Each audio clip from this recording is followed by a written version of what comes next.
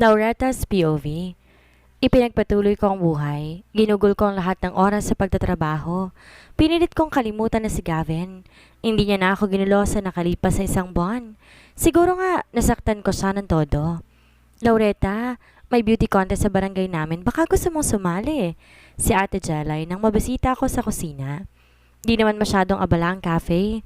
Naku, di na po ako sumasali sa mga ganyan. Nagretiro ka na? Ang aga naman. Wala na po kasi akong hilig eh. Tumango-tango siya. Sayang naman ang ganda mo kung titigil ka. Ginitian ko lamang ang sinabi niya. Kinuha ko ang sobrang icing na ginamit niya kanina. Halos madol ako nang maamoy ito. Mabilis akong kumuha ng tubig at uminom. Oh, ano nangyari sa'yo? Nasira na po yata yung icing ate. Sabi ko matapos mailapag ang baso sa mesa. Ha? Nagdag po ang kanyang kilay at kagad na kinuha ang icing. Inamoy niya ito. Hindi naman kakabili ko lang nito kahapon. Huminga ako na malalim at bahagyang gumanda na ang pakiramdam dahil medyo nawala na ang amoy na nasinghot ng ilong. Nagpatuloy na siya sa ginagawang pagbibake ng cookies. Baka naman may naamoy kang panis na pagkain kanina at naihalo mo lamang. Baka nga po. Lumabas ako ng kusina para eksikasuhin ang mga ilan-ilang customers. Bumalik ako ng counter para kunin ang order ng customer. Kabado 20 na talaga siya. Yung isang mga senador na yan. Napakalapit na ng eleksyon eh. Ilang araw na lang. Ang aming cashier na si Tessa habang nakatingala sa monitor ng TV. Napatingin na rin ako sa palabas. Kaagad kumirot ang puso ko na makita si Gavin na umingiti at kumakaway sa mga tao. Pakiramdam ko napakarami na nagbago sa kanya sa loob ng isang buwan. Mas nagbukas siyang istrikto. Mas lalo siyang naghihirap, mukhang abutin. Nung tuluyan na nga kami naghiwalay, biglang nagbago ang lahat. Umarangkada ang pangampanya niya. Nagseryoso siya sa politika. Pakiramdam ko yung Senator Delfaro na yan ang magnunumero 1 sa senatorial ranking. Grabe yung pagpalo niya ng boto ng bagong survey eh. Pagpapatuloy ni Tessa. Lumapit sa amin sa may counter isang kasamahan ko na waitress. Nakisali na rin siya sa usapan. Siya lang naman talagang maraming nagawa eh. Ang dami niyang foundations at projects kahit nung governor pa lang siya. Mabuti nga't may amendment ng batas dito sa Pilipinas sa age requirement ng pupwedeng senatorial candidates. Mas pinababa ang edad ng mga pupwedeng tumakbo bilang senador. Nakatakbo siya. Shh! Huwag ka maingay. Magsasalita na siya. Sita sa kanya ni Tessa. Hindi na ako nanood. Kinuha ko ng 2 tasa ng mainit na kape na nakahanda at nilagay sa tray. Inihatid ko na to sa naghihintay na customers. Bago umuwi ng apartment, dumaan muna ako sa mall para mamili. Sa grocery store na rin kami magkita ni Donita. Noong isang linggo pa ako naubusan ng stocks. Sinigurado kong bilhin ng bigas at mga gulay. Bumili na rin ako ng hipon para lutuin mamayang gabi at para na rin sa agahan. Busog-lusog na naman ako nito mamayang gabi, ani Donita, habang tinutulak ang grocery cart. Nasa frozen goods sections na kami ng grocery store. Sigurado ka bang may masasakyan ka pa pauwi mamaya? Kung sa apartment ka na lang kaya matulog? Napaisip siyang bigla. Pwede rin, sa sala ako. Bili na rin tayo ng beer. Tuturuan kitang uminom dahil Sabado naman bukas. Ikaw ang bahala. Pero isang baso lang iinumin ko ha? Ay, ang lamyaday? Reklamo niya. Mahina ako natawa. Kinagabihan matapos maghapunan ay nag-inuman na sa sala ang mga kaibigan ko. Kagad akong napuna ng balak talaga ng kaibigan kong maglasing. Cheers to the love that we can't have. Nag-angat si Donita ng kanyang baso ng beer. Ginaya ko na rin siya. Sumimsim ako sa baso at agad na napangiwi sa pait nito. Natawa naman ang kaibigan ko. Broken-hearted ka ba? Nilapag ko ang baso sa center table habang tiningnan siya. Malungkot siyang bumuntong hininga. Nakakaimbera naman kasi. Motor lang ang kaya kong bilhin. Gusto niya yata kotse. Wala nga ako noon. Jowa mo? Hindi day. Baboy ko. Gusto mo pabili ng kotse. Palunuyan niya. Humagikik ako at pinagmasta ng mahaba niyang buhok na hanggang dibdib na. Nagtalo pa sila ni Nanay Lolita dahil dito. Nilagok niya ang beer at nagsalin ulit. Grabe si Gov ngayon, no? Umaarangkada na talaga kahit bago pa lang siyang naging active ulit sa pangangampanya. Ang galing din niya sa senatorial debate. Tulala ako na napatango at muling sumimsim sa baso ng beer. Hindi ka na ba talaga niya kinontact? Hindi na. Tsaka sigurado naman ako, galit yon sa akin dahil sa ginawa ko. Pero wala naman talagang nangyari sa inyo ni Papa Benji eh. Palabas lamang lahat ng yon. Muli akong napatingin sa kanya. Hindi naman alam ni Gavin yon eh. Ang alam lang niya, niloko ko siya at pinagpalit kay Benji. Ginusto ko naman yon para matapos ng lahat. Ilang minuto pa siyang natahimik. Alam mo, minsan naiisip ko na, paano kaya kung sinabi mo na lang noon kay Gavin ang totoo, na may sakit ang asawa niya kaya ka makikipaghiwalay? Tinitigan ko siya diretso sa mga mata. Tingin mo iiwan niya ako kapag nalaman niya? Unti-unti siyang umiling. Tila nauunawaan ang lahat. Ang dahilan kung bakit tumantong ako sa ganoong paraan. Sa bagay, mahal ka niya at alam ko kung gaano katigas ang bungo niya. Sigurado ko ipaglalaban ka pa rin niya. Pero in fairness ngayon, laging nasa tabi niya si Felicima. Minsan nga naisip ko kung si Felicima ba ang tumatakbong senador. Laging nasa TV kasama ni Gov eh. Mukha siyang walang cancer ha. Parang may pumiga sa puso ko. Pinigilan ko ang sariling masaktan dahil wala naman akong karapatan. May cancer nga, di ba? Laging pinopromote ang bagong foundation na gusto niyang itayo for breast cancer patients. Napangiwi si Donita. Sa bagay, ano na kaya nangyari kay Benji? Tinanggal na siya ni Gov, di ba? Hindi ko rin siya nakikita sa mga kasamang bodyguards ni Gov tuwing nasa TV. Dahan-dahan akong umiling. Hindi ko na rin alam. Sa tuwing naalala kong kasunduan namin ni Benji, hindi ko maiwasan na makonsensya. Kahit naman pareho namin ginusto na matapos ng ugnayan ko kay Gavin, naisip ko pa rin na sana hindi ko na siya dinamay pa. Pasado 9:00 ng umaga na nagising kami ni Donita. Iinitin ko lang naman ang ulam kagabi kaya hindi na nangangailangan ng mahabang oras para sa paghahanda. Matapos maligo at makapagbihis, nagpunta na ako sa kusina para mailagay na ang natirang ulam kagabi sa microwave. Sumunod na rin si Donita at nagtimpla ng mainit na kape. Kinuha ko ang Tupperware na pinaglalagyan na natirang hipon kagabi mula sa cabinet. Binuksan ko ang takip nito at inamoy ang natirang ulam. Mabilis ko tong binaba at agaran ako napapunta sa lababo at nasuka ng 3 boses dahil sa panis na naamoy. "Sira na, Day?" Dinig kong sabi ni Donita. Lumapit siya sa cabinet, kinuha ang Tupperware. Inamoy niya na rin ito. "Okay naman ah, di naman panis." "Ewan ko, basta mabaho," sabi ko at pinunasan ang bibig gamit ang tissue. Natahimik bigla si Donita, kaya unti-unti ko siyang nalingon. Mariin niya akong pinagmamastan. "Hindi ako babae at wala akong matres. Pero hindi kaya buntis ka, Laureta?" Umawang ang labi ko. Nang makabawi, mabilis akong umiling. Hindi. Baka dahil sa beer kagabi kaya ganito?" Hindi nagbago ang tingin ng kaibigan niya sa akin. "Laureta, isang baso lang ng beer ininom mo kagabi. Hindi ka nga nalasing nun eh." Naging tulala na ako habang naiiling. Napakapit ako sa gilid ng lababo bilang suporta. "Niregla ka na ba noong isang buwan o ngayong buwan?" "Basta regla. Hindi ko naman alam sistema ng katawan ninyong mga babae pag nabubuntis eh." Mabilisan kong sinuri sa isip ang petsa. Nanigas ang katawan ko nang maalala na hindi pa pala ako nadadatnan. "Bumili tayo mamaya ng PT dye at para na rin makasigurado, magpakonsulta ka sa doktor. Sasamahan pa rin kita." "Hindi ako buntis." Pilit na pagtanggi ko. "Oo na, hindi ka buntis, pero magpe-pregnancy test ka pa rin." Bumili nga kami ng pang-pregnancy test kinahapunan dahil sa pagpapumilit ni Donita. Dinig ko ang atat na katok ni Donita sa pinto ng banyo. "Ano na, Laureta? Ilang guhit? Kapag 2, jaundice ka talaga." Napatingin ulit ako rito. Hindi pa rin nagbabago. 2 guhit pa rin. Buntis nga ako. Hindi po pwede to. "Laureta Maxine Gutierrez?" Sa nanginginig na kamay, binuksan ko ang pinto ng banyo. Natutulala akong tinignan ng matalik na kaibigan. Buntis ako. Buntis ako, Donita." Bumuhos na ang mga luha ko. Napasulyap siya sa hawak ko. Marahan siyang tumango at niyakap ako. "Hindi pwede to. Hindi pwede." Hagulgol ko. Hinaplos niya ang likod ko. "Kaya mo to, Laureta. Maging isang mabuti kang ina. Nandito lang ako, kayang-kaya mo to." 5 linggo na akong buntis. Ito ang sabi ng doktor na nagpakonsulta kami ni Donita. Namanhid ako habang nagsasalita siya sa harap tungkol sa pagbubuntis. Tanging si Donita lang ang nagbato ng tamang mga tanong. Mistulang siya pa ang buntis. Pakiramdam ko ay para ako nananaginip. Nanonood sa buhay ng isang tao na hindi naman ako. Unti-unti nawawalan ng lakas. Habang nakasakay na kami ng taxi pa uwi mula sa ospital, ay nabala ko ang sarili sa pagsulyap sa binatana. Normal naman ang lahat. Wala namang nagbago. Pero bakit iba ang nararamdaman ko? Bakit pakiramdam ko magbabago ng lahat sa buhay ko?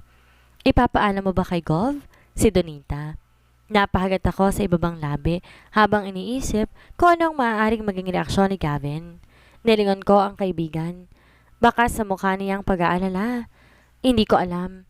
Kung ipapaalam ko pa sa kanya na buntis ako, may magbabago pa? Anas ko. Mabigat siyang napabuntong hininga. Pero at least, 'di ba, alam niya? Hindi ako sumagot. Pumikit lang ako at nagpakalunod sa iniisip. Ano kayang sasabihin ni Gavin?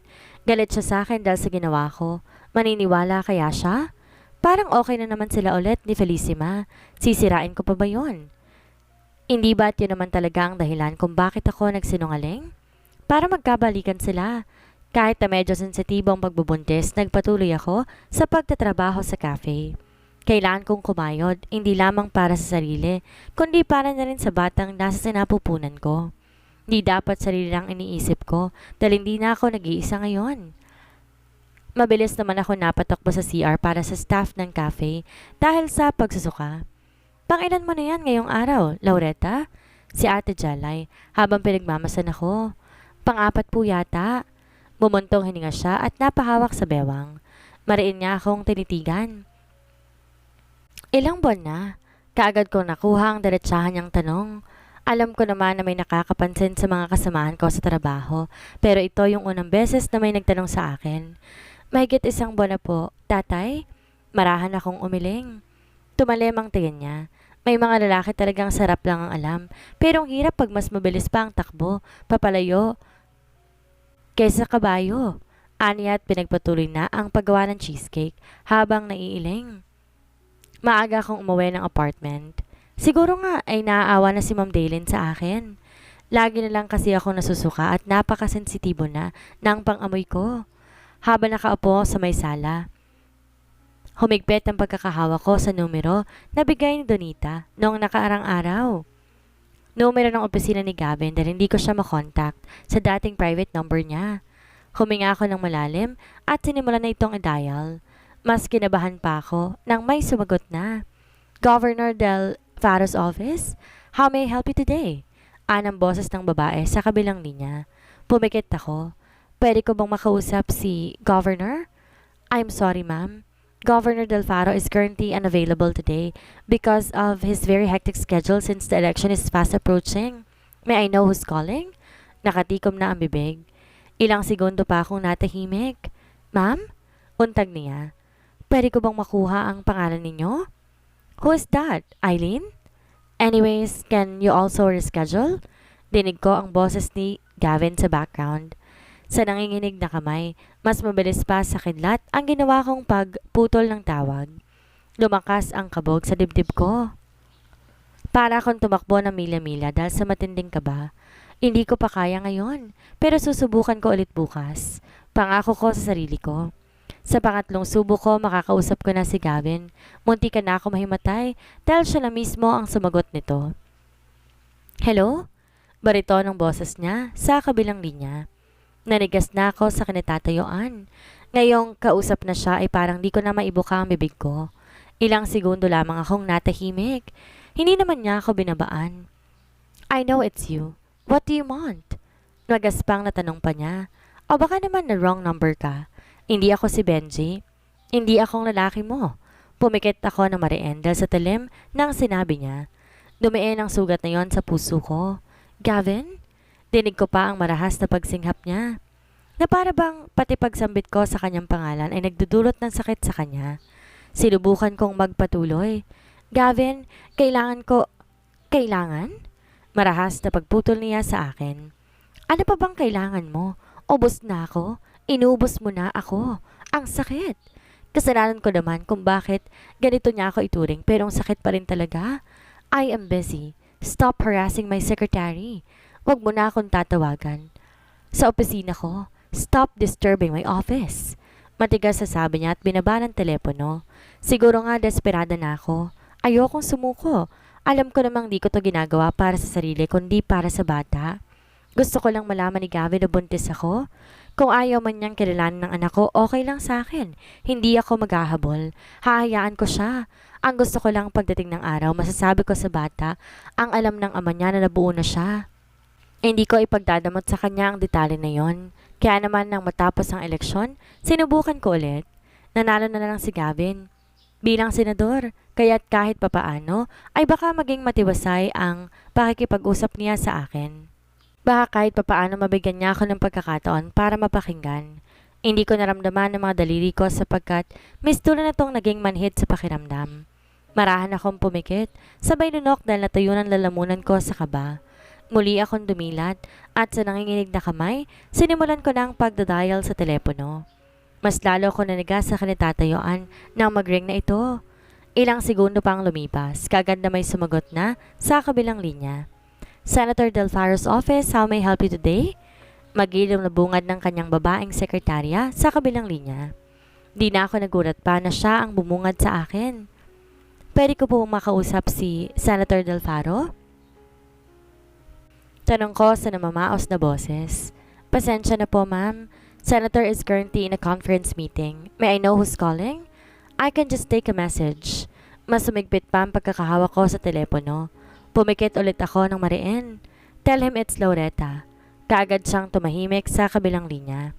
Di ko na masyadong iniisip pa ako nung rason sa likod nito. Nasagot ang katanungan ko na may nagsalita ulit. Ilang beses ko bang kailangan sabihin sa'yo na wag mo akong tatawagan sa opisina? What is it? Mababang boses ni Gavin Del Faro. Buntis ako. Diretsahan kong tugon. Inignora ang malupit na tono ng pananalita niya. Natahimik siya sa kabilang linya. Marahan siyang bumuntong hininga. What are you saying? How did it happen? Parang may bumarang mapait na lason sa lalamunan ko.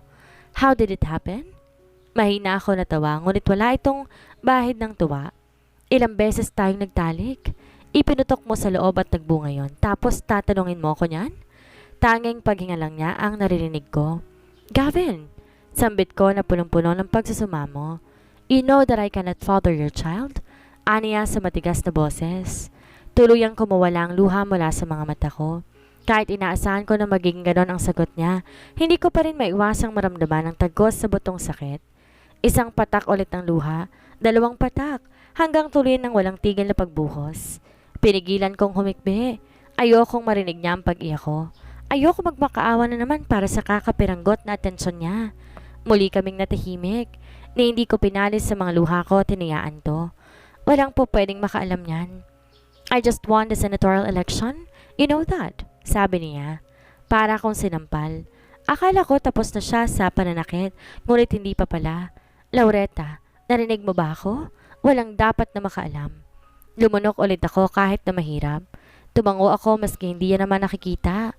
Alam ko, naiintindihan ko. Matapang kong sinabi sa kabila ng panlulumo at pangangatog ng tuhod ko. Dinig ko ang pagod sa pagbuntong hininga niya. Anong gagawin mo?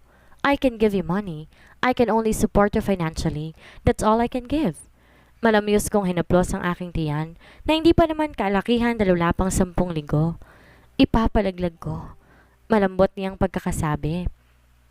Para bang hindi immoral ang desisyon ay pinapahayag. Minuto pang lumipas bago siya sumagot. Sigurado ka ba? Gusto kong matawa. Umasa na naman kasi ako. Umasa na naman na pipigilan niya. Gusto kong sampalin ang sarili upang tuloy na talagang magising sa katangahan at bulag na pagmamahal ko sa kanya. Hinigpitan ko ang pagkakaya po sa sarili gamit ang isang kamay, ang pagkakaya po sa tiyan, sa isa pang buhay na nasa sinapupunan ko. Parang anyo ito na isang ina na handang gawin ang lahat, maprotektahan lang ang kanyang anak. Huminga ako na malalim at unti-unting pumikit. Tanging tunog lang ng mga sasakyan na nagmula sa labas ng bintana ng inuupahan kong apartment ang namayani. Ngunit sa isang iglap may natatanging tunog akong narinig. Isang tibok ng puso na nanggagaling sa aking sinapupunan. Alam kong maaga pa para marinig kong heartbeat niya pero sigurado ka ba na ipapalaglag mo, Laureta? Boses na naman ng walang pusong ama niya na pumukaw sa akin. Mas hinigpitan ko ang mistulang pagyapos ng bagong buhay na dinadala. Napangiti ako sa sarili. Oo, Senator Gavin Del Faro, sigurado na ako. Sambit ko at binaba ng telepono. Dahan-dahan akong lumayo na mula sa bintana, nagtungo sa salamin sa sulok. Pinagbastan ko ang sarili ko sa harap ng salamin. Nakita ko ang isang babaeng mistulang isang multo dahil sa suot na puting bestida. Nakalugay ang mahabang nakapakaitim na buhok, nakulot sa dulo. Wala nang kolorete sa mukha na nakapangakit sa isa sa mga pinakapakapangyarihang tao sa bansa. Binaba ko ang tingin sa aking tiyan. Marahan ko itong hinaplos. Bubuhayin kong anak ko na mag-isa. Magiging isang mabuting tao siya.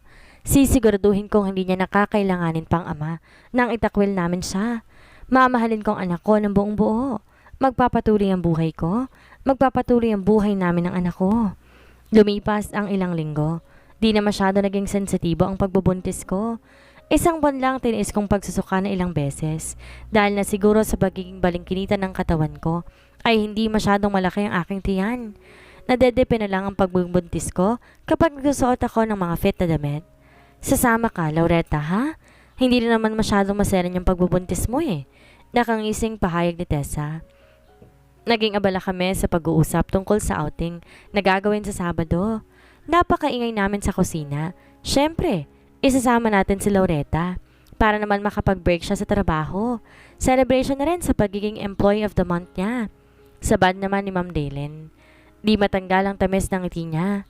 Oy, si Ma'am Dalen, malaki ang smile. Sigurado ako hindi lang to dahil sa nalalapit na outing natin. Dahil din to kay attorney. Panunokso ni Ate Jelay. Naiiling lang si Ma'am Dalen habang natatawa. Sinong mag-aakala na yung lalaki nagtanong pala sa akin noon tungkol kay Ma'am Dalen ay ex-boyfriend niya pala at kasalukuyan siyang nililigawan ulit. Napangiti na lamang ako. Alright, that's enough. Magligpit na lang tayo para makapagsara na ng cafe. Gusto niya na namang umuwi, hindi ba? Si Ma'am Dalen. Nakangising umirap lang mga kasamahan ko. Natawa naman ako. Nahuli kami ng paglabas ng kusina ni Ma'am Dalen. Nginitian niya ako. Nakaisip ka na ba na ipapangalan sa baby? Hindi pa po. Maaga pa naman kaya may panahon pa para pag-isipan. You know that you're not alone, right? Nandito kaming mga kasamahan mo sa trabaho. Do not hesitate to seek help from us. Ngumiti ako. Naging emosyonal dahil sa pinakilala nilang lahat sa akin na suporta. Lalong-lalo na sa kabaitang laging pinapamalas ni Ma'am Dalen sa akin. Alam ko po, at talagang nagpapasalamat po ako. Bumuntong hininga siya at napatingin kina Ate Jelay na abala na sa pagwawalis. Tingin ko rin nagkukumparahan na listahan sina Ate Jelay at Tessa na ipinapangalan sa anak ko. Natatawa niyang sabi. Natawa na rin ako, ngunit sa kaloob-looban parang may humahawak sa puso ko. Minalas man ako sa pag-ibig, lubusan naman akong sinuwerte sa mga natagpuang kaibigan. Sure ka na ba talaga na okay lang na sumama ka? Medyo malayo kaya yun. Hindi ba mapapahamak si baby niyan? Dapat siguro magpahinga ka na lang. Day! Aligagang pagtuto ni Donita habang abala ko sa paglalagay ng mga gamit sa bag. 2 araw lang naman kami doon sa beach at hindi ako mapapahamak, okay? Kumalma ka lang. Inirapan niya ako. Concern lang naman ako sa inaanak ko. Gusto kong matawa. Masyado kasing istrikto si Donita. Daig niya pa ako sa pagiging nanay kong makaalaga sa ipinagbubuntis ko. Fine. O siya, may alert na. Nandiyan na sa labas yung cab driver.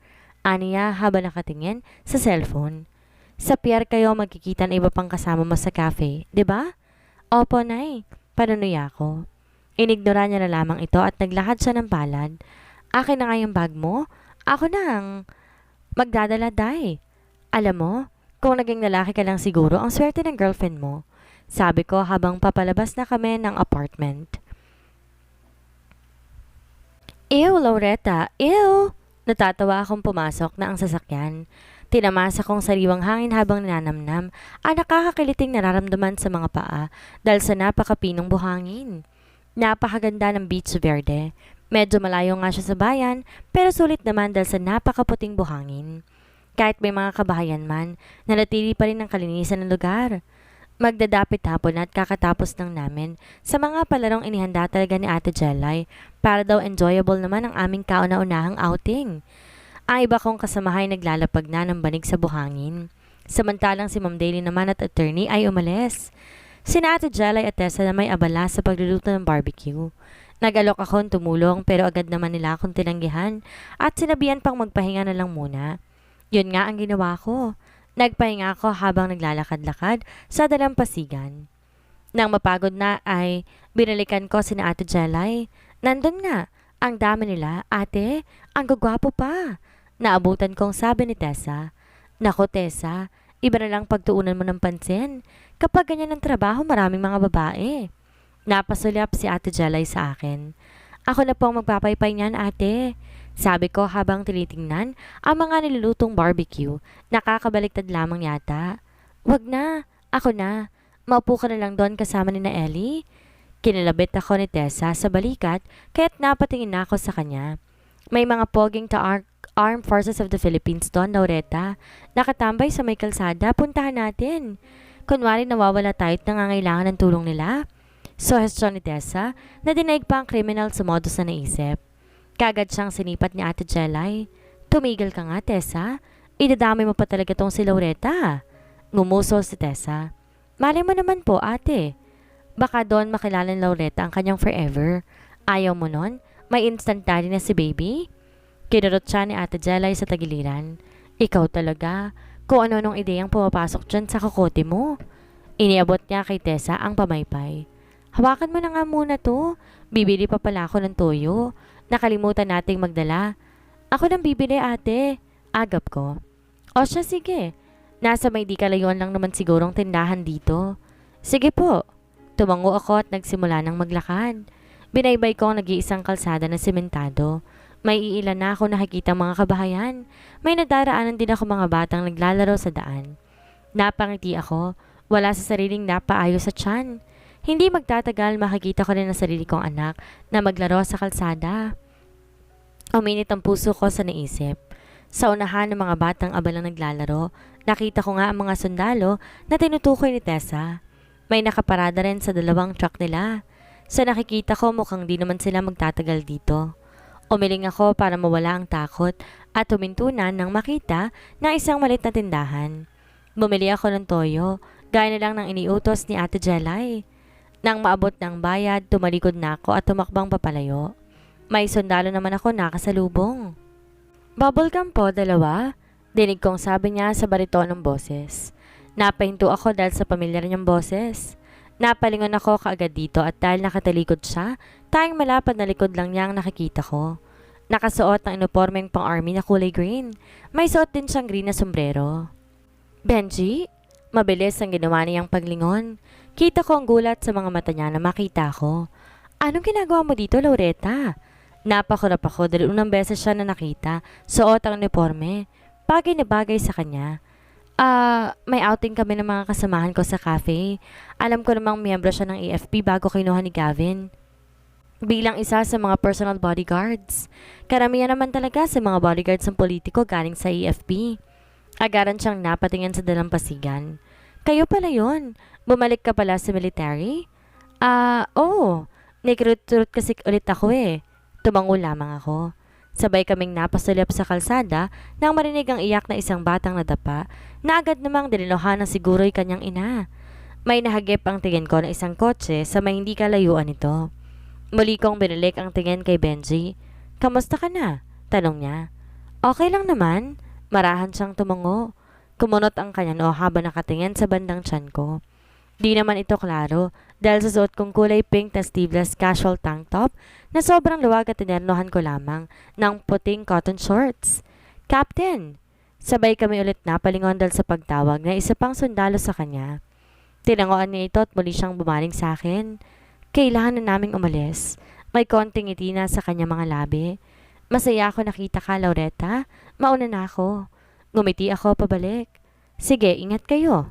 Tinakbo niya ang pagpunta sa truck nila. Ilang minuto pa'y umandar na rin to papalayo sa salungat na daan. Humakbang na rin ako pakabila. Hindi na matanggal ang ngiti ko dahil nakita ko maayos naman ang lagay ni Benji. Hindi ko pala tuluyang nasira ang buhay niya. Habang naglalakad, nakayuko naman ako. Humugot ako ng malalim na hininga at pinakinggan lang ang tawanan ng mga bata sa daan. Agad ako napahinto na makitang para sa mga paa na nakaharang sa daraanan ko.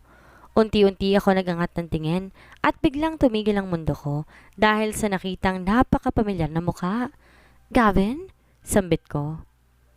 Ano kaya ang gagawin ni Laureta ngayong muli niyang nakaharap si Gavin? Ano kayang iisipin ni Gavin ngayong nakita niya magkausap si Laureta at Benji? At bakit siya nagpakita kay Laureta? Yan ang ating aalamin sa susunod nating kabanata.